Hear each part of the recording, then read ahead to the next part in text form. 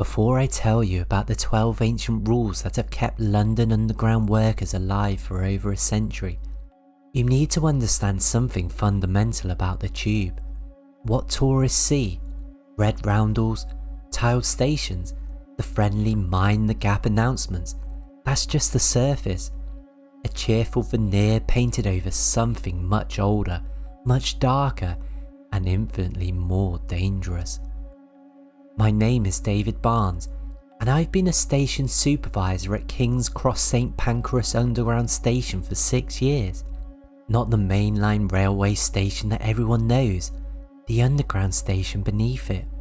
The one that connects to more tunnels, more hidden passages, and more forgotten spaces than any other station on the network. What I'm about to tell you isn't in any Transport for London manual. It's not mentioned in any official history of the underground. The Mayor's office doesn't know about it, and if they did, they'd have me sectioned under the Mental Health Act. But every underground worker knows the truth. From the drivers who pilot the trains through the tunnels that shouldn't exist, to the cleaners who mop up stains that aren't quite blood, to the engineers who maintain tracks that lead to stations not on any map. The London Underground wasn't built on empty ground. It was carved through layers of history, through plague pits and Roman ruins, through Saxon burial grounds and medieval foundations, and some things that were buried weren't quite dead. What I'm about to tell you will sound absolutely mental, but I swear on the grave of every worker who's disappeared in these tunnels over the past 160 years, every word is true. Because the underground isn't London's transport network, it's London's circulatory system, and sometimes, very late at night, you can feel the city's pulse. Getting a job with London Underground isn't like working for any other transport company. The application process is longer than applying for MI6. Background checks that go back generations, psychological evaluations, aptitude tests that seem designed to measure your tolerance for the impossible rather than your ability to manage a railway station. They told me it was because of terrorism concerns, post 7/7 security measures, the need for absolutely trustworthy staff in critical infrastructure. But I learned later it was because Transport for London needs employees who can handle the older infrastructure, the parts of the network that predate the official opening in 1863. The sections that were built on top of things that should have stayed buried. King's Cross St Pancras is one of the busiest stations on the network. 6 different lines converge here: Metropolitan, Circle, Hammersmith and City, Piccadilly, Northern and the Victoria.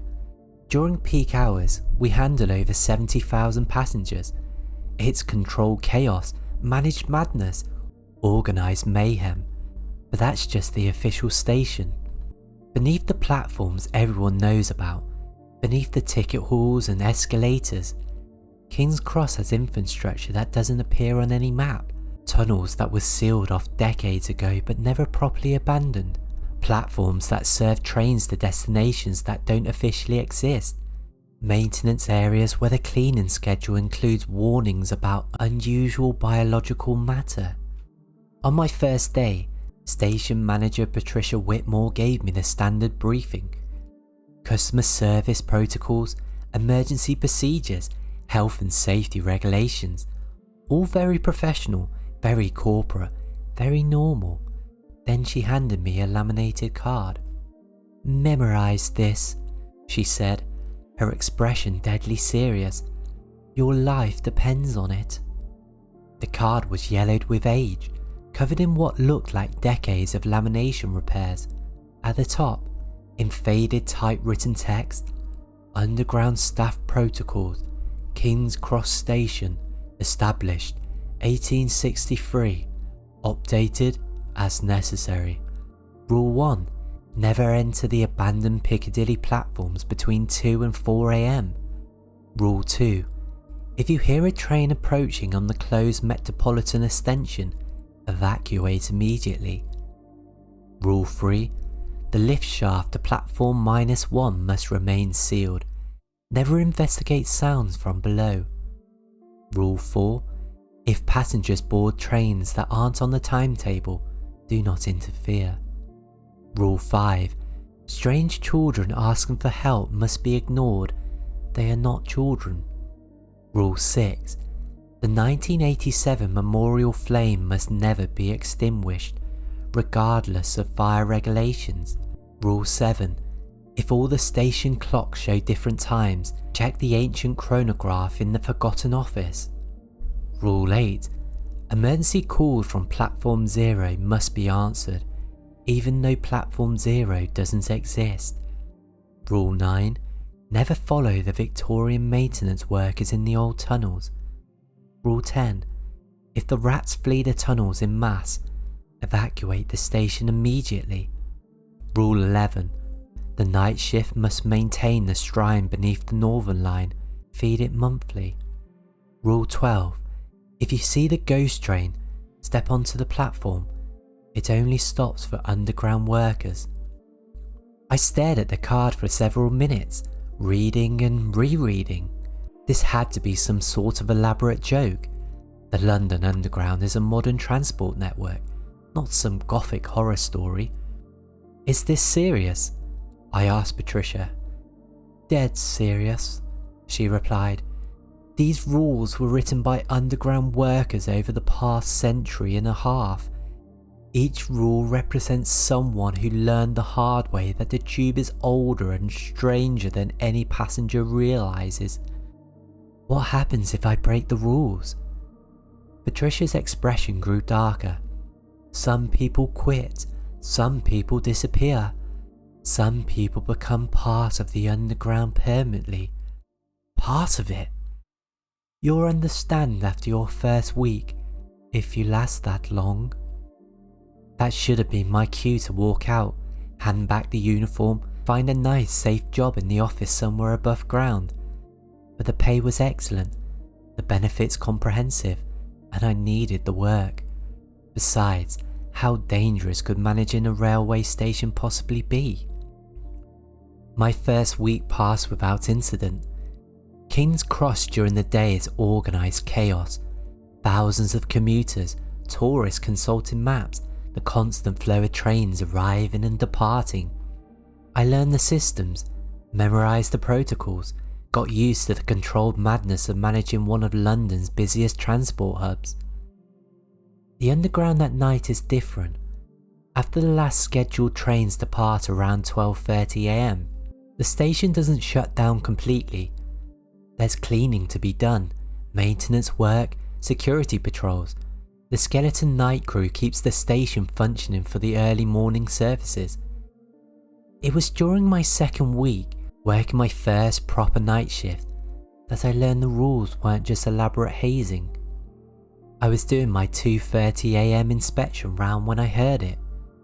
A train approaching one of the platforms, but according to the duty roster, no scheduled services were running. No maintenance trains were booked. The controlled room hadn't announced any unscheduled movements. The sound was coming from the old Piccadilly line platforms, sections that had been closed to the public since the 1980s after structural concerns. The platforms were still there, still connected to the main tunnel network, but sealed off with metal barriers and warning signs. Rule 1 flashed through my mind: never enter the abandoned Piccadilly platforms between 2 am and 4 am. But I was new, eager to prove myself, and determined to investigate any potential security breach. I found the maintenance access to the sealed platform and used my supervisor's key to unlock the barrier. The abandoned platform stretched into darkness beyond my torch beam. The tiles were cracked and stained, covered in decades of dust and grime. Victorian ironwork support showed rust that looked almost like dried blood in the dim lighting. The train sound was getting closer, but there was no rails on this platform. They'd been removed years ago as part of the closure process. I walked further onto the platform, my footsteps echoing in the empty space. The sound of the approaching train grew louder, accompanied by something else. Voices. Passengers talking, laughing, arguing. The normal sounds of people travelling on the underground. But there were no people, and there were no trains. But when I saw the light, a warm, yellow glow approaching through the tunnel, not the harsh white LED lights of the modern tube trains, but the softer illumination of much older rolling stock. A train pulled into the platform, but not a modern train. This was a Victorian-era locomotive, all brass fittings and wooden carriages, pulling passenger cars that looked like they'd been built in the 1860s. Steam hissed from the engine, even though no steam trains had run on the underground for over a century. The carriages were full of passengers, men in top hats and morning coats, women in long dresses, children in knickerbockers and pinafores, all dressed in Victorian clothing, all chatting and reading newspapers as if it was the most normal thing in the world. But their newspapers were burning, small flames licking at the edges of their pages, smoke curling up from the print, and the passengers didn't seem to notice. The train doors opened with a hiss of steam. Some passengers alighted, walking past me without acknowledgement, their clothes still smouldering. Others boarded, carrying luggage that seemed to be made out of smoke and shadow. A conductor appeared at one of the doors, tall, thin, wearing a uniform that predated London Underground by decades. He looked directly at me with eyes that held too much knowledge. "Ticket please, sir," he said in an accent that hadn't been heard in London for 100 years. I opened my mouth to respond, but no sound came out. My throat had closed up completely. "No ticket?" the conductor asked. "Then this isn't your train, is it, sir? Best step back. This service is for permanent residents only." The doors closed with another hiss. The train pulled away, disappearing in the tunnel with the sound of wheels on rails that no longer existed. The Victorian passengers waved from the windows as they passed, their burning newspapers finally crumbling to ash in their hands. I stood on that empty platform for 20 minutes, staring into the dark tunnel, trying to process what I'd just witnessed. When I finally made it back to the main station, Patricia was waiting for me in the control room. "You went into the old Piccadilly platforms, didn't you?" she said without permeable. "How did you know?" "Because you look like you've seen a ghost, and because that's always the first rule new workers break." Patricia poured tea from her thermos. "What did you see?" I told her everything. The Victorian train, the burning passengers, the conductor who'd spoken to me directly. "King's Cross fire," Patricia said when I finished. "November 18th, 1987. 31 people died, but that wasn't the first disaster at the station. There's been accidents, fires, cave-ins, murders. Over 160 years of people dying in these tunnels. What does that have to do with Victorian trains? The underground doesn't just connect places, David. It connects times. The deeper you go, the further back you travel, and some journeys just never end."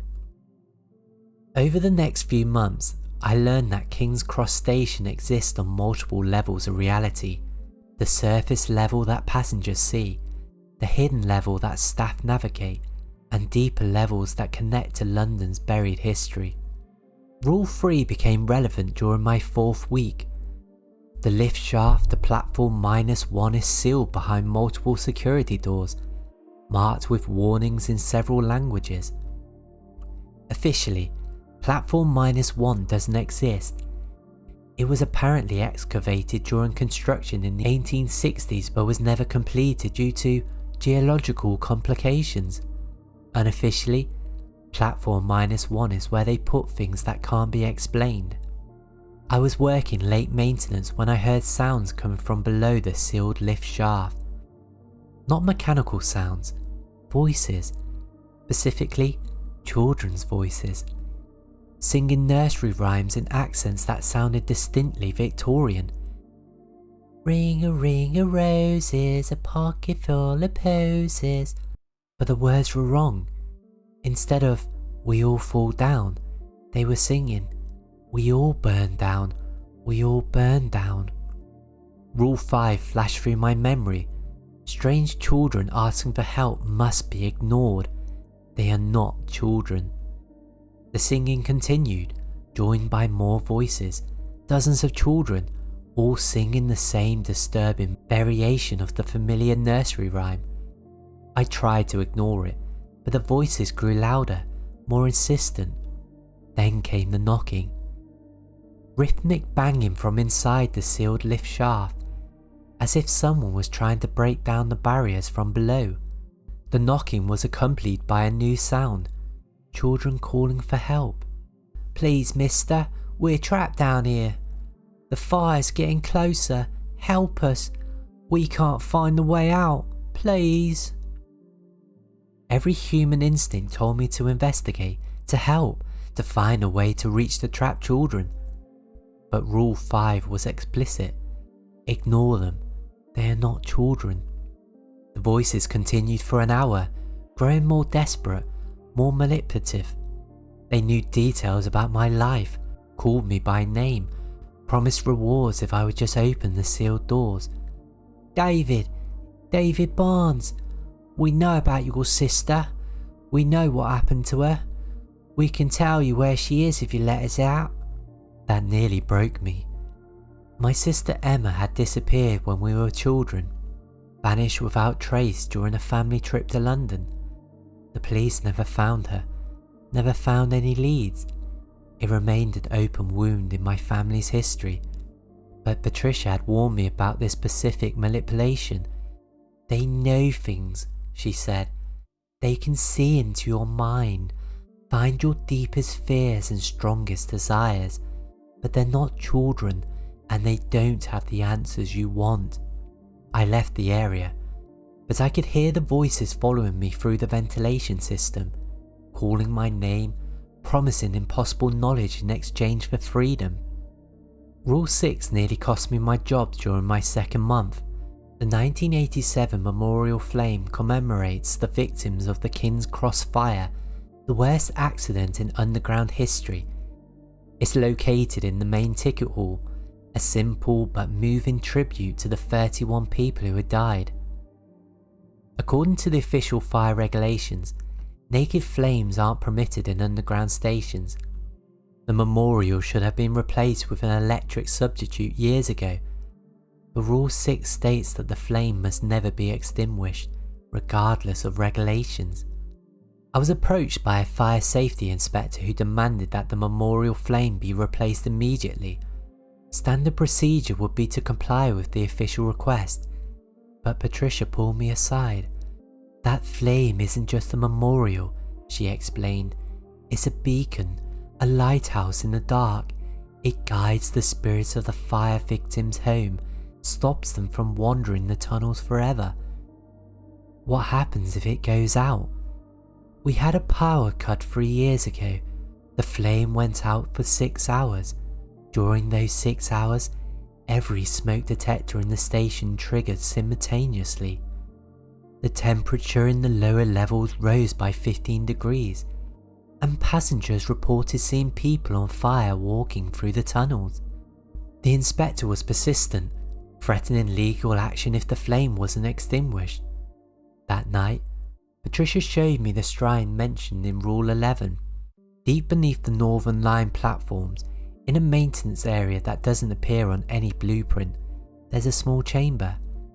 The walls are covered in tokens left by underground workers over the decades, coins, photographs, personal items, messages written in dozens of languages. At the centre of the chamber is a shrine, not Christian, not Islamic, not Hindu or Buddhist, something older, something that predates organised religion, a collection of objects that shouldn't belong together but somehow create a unified whole. "Every underground worker contributes to the shrine," Patricia explained. "A single something each month, food, drink, small personal items, is how we maintain the agreement. Agreement with who? With London itself. The city is alive, David. It has consciousness, a will, desires and needs. The underground is its nervous system, and we're the white blood cells. We keep the infections at bay. That night, I left a photograph of my family at the shrine. The next morning, the fire inspector had mysteriously withdrawn his complaint about the memorial flame. Winter brought new challenges. The shorter days meant longer periods of reduced passenger traffic, more time when the hidden underground could assert itself. It was during December that I encountered Rules 7 and 8, and learned that the station's relationship with time isn't as straightforward as the departure board suggests. Rule 7 concerned the station clocks. King's Cross has dozens of clocks throughout the complex. Platform clocks, control room chronometers, the famous four-face clock in the main concourse. During normal operations, they're all synchronized to the second, but sometimes, very late at night, they start showing different times. I first noticed it during a 3 AM maintenance round. The platform clock showed 3:17, but the control room chronometer read 2:45. The concourse clock insisted it was 4:30, while my watch stubbornly maintained it was actually 3:02. Rule 7 instructed me to check the ancient chronometer in the forgotten office. Finding that office took 3 hours of searching through maintenance areas, following maps that contradicted each other and doors that led to places they shouldn't. The forgotten office is hidden behind what appears to be a supply closet on the lowest accessible level of the station. Inside, the office looks exactly as it would have in 1863. Gas lighting, still functional, Victorian furniture, and walls covered in maps of the underground that show lines and stations that were never built. The ancient chronometer is a massive brass device that takes up most of one wall. Its face shows not just hours and minutes, but phases of the moon, positions of planets, and measurements I couldn't begin to understand. When the station clocks disagree, the chronometer provides the true time, but according to the chronometer, it was simultaneously 3:17 AM on December the 15th, 2023, and 11:43 PM on November the 18th, 1987. Time, I realised, moved differently in the underground. Past and present exist simultaneously in the deeper tunnels. The station isn't just a transport hub, it's a temporal junction where different moments in London's history converge. Rule 8 manifested the same night. Emergency calls from Platform 0 must be answered, even though Platform 0 doesn't exist. Every London Underground station has numbered platforms. King's Cross had platforms 1 through to 10, clearly marked and mapped. Platform 0 doesn't appear on any schematic, isn't mentioned in any manual, and according to the official records, was never built. But at 4:16 AM, according to the ancient chronometer, my radio crackled to life. "Control, this is Platform 0. We have medical emergency down here. Passenger collapsed, not responding, requesting immediate assistance." The voice was clear, professional, using proper underground protocols, but Platform 0 doesn't exist. I tried to raise the caller for location clarification, but got no response. Standard protocol would be to log it as a false call and move on, but Rule 8 was explicit. Platform 0 calls must be answered. Finding Platform 0 required descending through surface areas I'd never seen before, following signs that seemed to change when I wasn't looking directly at them. The deeper I went, the older the architecture became. Victorian brickwork gave way to medieval stone, which gave way to Roman construction. Platform 0 exists in the deepest accessible part of the King's Cross station. It's smaller than most modern platforms, lit by gas lamps that cast flickering shadows on walls that seem much older than the underground itself. A single bench sits on the platform. On it, An elderly man in modern London Underground uniform was having what appeared to be a heart attack. I radioed for paramedics and began first aid. As I worked, the man grabbed my arm. "They're coming back," he whispered, his breath visible in the suddenly cold air. "The old ones. They're using the tunnels again. You need to. He lost consciousness before he could finish.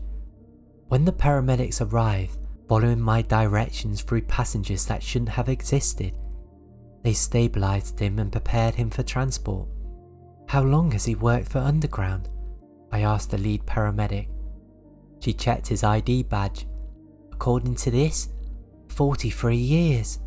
But that's impossible." "Why?" "Because this badge says he started in 1863 and it's laminated in material that wasn't invented until the 1970s. The man recovered, but he had no memory of the incident. He'd been working late shift at Aldgate East Station, over 5 miles away. He had no explanation for how he ended up on a platform that doesn't officially exist. Rule 9 nearly got me killed during my 8th month. The Victorian maintenance workers a fixture of the deep underground. Men in period dress who appear to be maintaining infrastructure that was obsolete before the Second World War. Most staff learn to ignore them. They don't interact with modern workers, don't acknowledge questions, just go about their business of maintaining tunnels and equipment that serve no apparent purpose. But they know things. Routes through the underground that aren't on any map. Passages that connect to places that shouldn't be accessible. Shortcuts through time and space that can get you from King's Cross to anywhere in London in minutes instead of hours. I was running late for a critical maintenance deadline when I saw them. 3 men in Victorian work clothes, carrying tools that belonged in a museum, walking purposely through a service tunnel I'd never seen before. Rule 9 said to never follow them, but the tunnel they were using would cut my travel time by over an hour.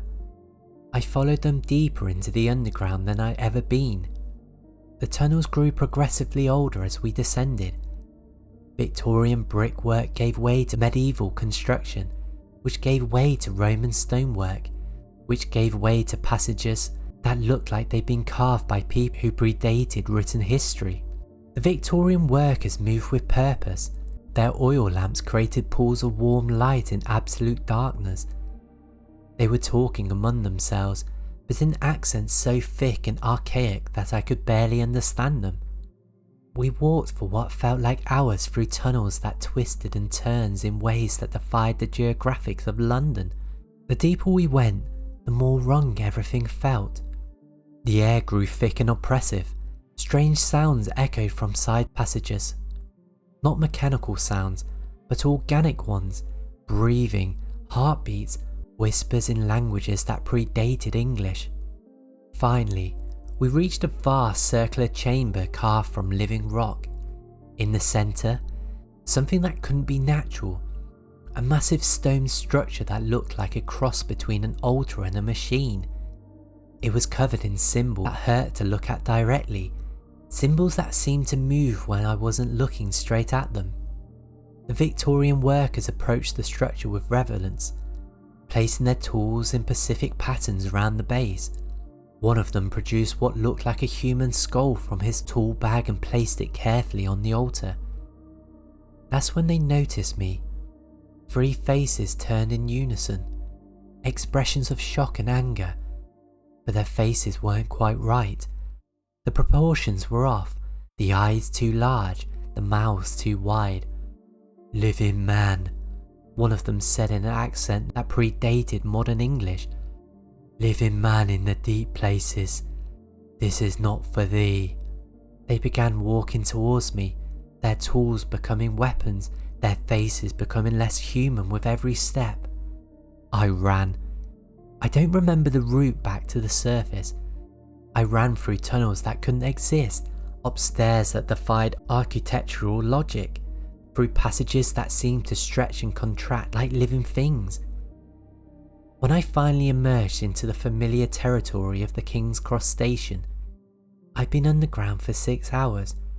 but according to every clock in the station, I'd been gone for less than 20 minutes. The crisis came during the summer night shift changeover, almost exactly 2 years after I started working at King's Cross. It was July the 7th, the anniversary of the 2005 terrorist attacks on London's transport network. A date that should have been just another Memorial Day but became something much more dangerous. All week, the signs had been building. Rules were being tested more frequently. The Victorian train appeared nightly instead of weekly. Children's voices from platform -1 became constant background noise. The station clocks showed wildly different times. Emergency calls from platform 0 came every few hours. But the night of July the 7th, everything went wrong simultaneously. It started with Rule 10, the rats fleeing the tunnels in mass. If you've never seen it happen, you can't imagine the horror. Thousands upon thousands of rats emerging from every tunnel, every drain, every crack in the underground infrastructure. Not running towards something, running away from something. They flooded through the station in a living carpet of brown and grey fur, squeaking in terror, climbing over each other in their desperation to reach the surface. They poured out of the ventilation grates, surface tunnels, spaces that shouldn't have been large enough for a single rat, let alone thousands. Rule 10 was explicit. If the rats flee in mass, evacuate immediately. It was peak evening rush hour. The station was packed with commuters, tourists, travellers trying to catch trains across London. Evacuating King's Cross during rush hour would require explanations we couldn't give, create panic that would be impossible to control. Patricia made the call. We stay. We handle this internally. Whatever's coming, we deal with it ourselves. The rats disappeared as quickly as they arrived, blowing up escalators and out into London streets. Within minutes, the station was rat-free for the first time in history. That's when the temperature began to drop. Not gradually, not reasonably. The temperature in the entire station complex plummeted 15 degrees in less than 10 minutes. Passengers began complaining, asking for heaters, wondering if the air conditioning had malfunctioned. But we knew better. The cold was coming from below, rising up through the ventilation systems like breath from some massive, hibernating creature that was finally beginning to wake. The station clocks all stopped at exactly 8:52 p.m, the time of the first explosion in 2005. That's when they started arriving. The first were the fire victims of 1987, 31 people, walking through the ticket hall with purpose and determination. But they weren't the tourist-friendly ghosts you see in films. These were people who had died badly, suddenly, in agony and terror. Their clothes were still burning, their skin still charred, their eyes still reflecting the flames that had killed them. They moved through the station like they owned it, which in a way, they did. Death had given them a claim to King's Cross that no living person could challenge. Passengers couldn't see them, or chose not to see them, but we could. Every underground worker watched as the fire victims took their positions throughout the station, standing at strategic points like guards or sentries. Then came the bombing victims from 2005, 52 people, emerging from the tunnels where they died, their injuries still fresh, their confusion still evident. They weren't angry like the fire victims, they were lost, searching for something they couldn't name. The Victorian passengers followed, stepping off trains that materialised on platforms that had been closed for decades.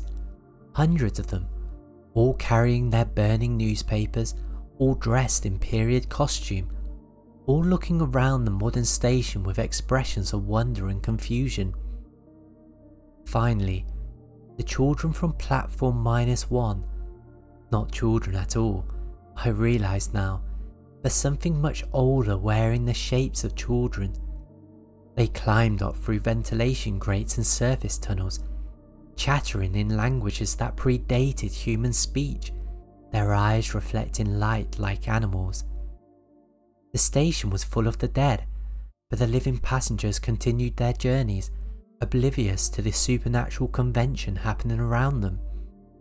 That's when I understood. The underground doesn't just transport people through space, it's a gathering place for London's history, a neutral ground where past and present can coexist. But tonight felt different. The dead weren't just visiting, they were organising. Patricia's radio crackled, a voice I didn't recognise, speaking with authority that came from decades of experience. "Control, this is the night superintendent. We have a situation developing across the network. All deep stations are reporting temporal anomalies. Request immediate implementation of Protocol 7. Protocol 7? Patricia looked puzzled. There is no Protocol 7. Check the original manual, the voice said. The one from 1863. Protocol 7. London is waking up. We found the original manual in the forgotten office, written in elaborate Victorian script and bound in leather that felt disturbingly warm to touch. Protocol 7 was on the last page, written in a different hand, in ink that seemed to glow faintly in the gaslight. When London's past and present converge, when the dead outnumber the living in deep places, when times become fluid and space becomes negotiable, implement Protocol 7. Stand aside, let them pass, do not interfere with the ancient business of the city. As we read, the station began to change around us. The modern fixtures faded, replaced by Victorian gaslight and ironwork. The electronic departure boards became mechanical, clicking and rattling as they displayed destinations that no longer existed. Fleet Street, Aldersgate, London Bridge. The dead were transforming King Cross into something it had never been but always could have been, a true intersection of all London's history. A figure approached us through the crowd of spirits, tall, authoritative, wearing a station master's uniform from the 1860s. His face was partially obscured by shadow, but his voice carried absolute authority. "Thank you," he said to Patricia and me, "for maintaining the agreements, for following the rules, for understanding that things are more important than schedules and customer service targets." "What's happening?" Patricia asked. "London is remembering," the station master replied. "Every 160 years, the city remembers everything it has ever been, all its history, all its dead, and all its buried secrets. Tonight, they all come home." Around us, the station filled with every person who have ever died in the underground. Not just the famous disasters, but centuries of smaller tragedies. Workers who fell from scaffolding during construction, passengers who slipped onto the rails, people who simply vanished in the tunnels and were never found. "Will they stay?" I asked. The station master smiled, an expression that was somehow both sad and comforting. "They never left, they just became visible. Tomorrow, when the sun rises, they'll fade back into the walls and the tunnels and the forgotten spaces, but they'll still be here. They're always here." He handed Patricia a new set of rules, written on paper that looked ancient but felt brand new. "For the next 160 years, he said, until London remembers again." Then he was gone, and the Victorian station faded back into its modern configuration. The dead began to disperse, walking back into tunnels and passages and spaces between spaces. Within an hour, King's Cross looked exactly as it always had, but it felt different, older, more aware. The next morning, Patricia and I compared the new set of rules from the old. 12 rules had become 15. The additions were subtle but significant. Rule 13. On the anniversary night, step aside and let London remember. Rule 14. The station master's office in the forgotten areas is always occupied. Knock before entering. Rule 15. Remember that you are not just employees, you are custodians of the city's memory. Does this happen every 160 years? I asked Patricia over tea in the control room. According to the records, yes. The last time it was 1863, when the underground officially opened. Before that, 1703, during the Great Storm. Before that, 1543, when Henry VIII was redesigning London's infrastructure. And we just carry on. Patricia smiled. What else would we do? File a report with Transport for London? Explain to the mayor that the underground is possessed by Victorian ghosts? Call the BBC and tell them we've discovered that London is a living entity with its own consciousness? She had a point. Some truths are just too large for the modern world to accept. The underground works, Patricia continued. It's moved millions of people every day, connects every part of London, keeps the city functioning.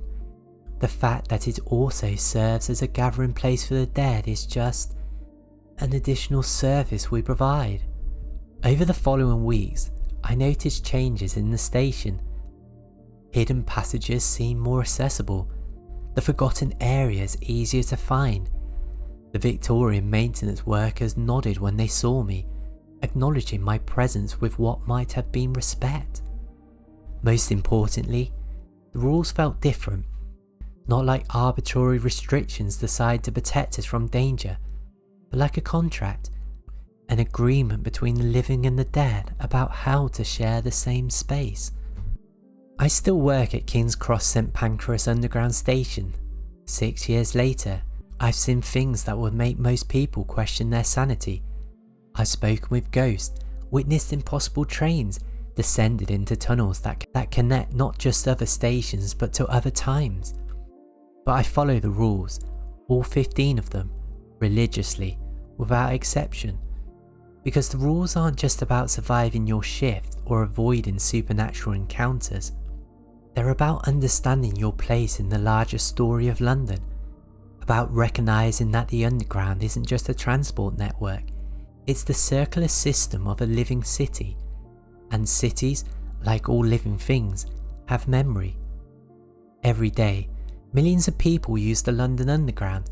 They swipe their Oyster cards, mind the gap, change at interchange stations, and emerge at their destinations.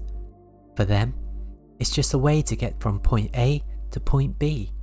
They don't know about the deeper levels, the abandoned platforms, the tunnels that connect to places that don't appear on any map. They don't know about the shrine beneath the Northern Line, the Victorian train that runs on rails that were removed decades ago, or the fact that Platform Zero serves destinations in London's buried past. They don't need to know. That's our job. We're not just station staff or maintenance workers or train drivers. We're the custodians of London's memory, the guardians of the boundary between the city's presence and its past. And if you're thinking of applying for a job with London Underground, remember what I told you. Learn the rules, follow them absolutely. Understand that you're not just joining a transport company, you're becoming part of something much older and more important.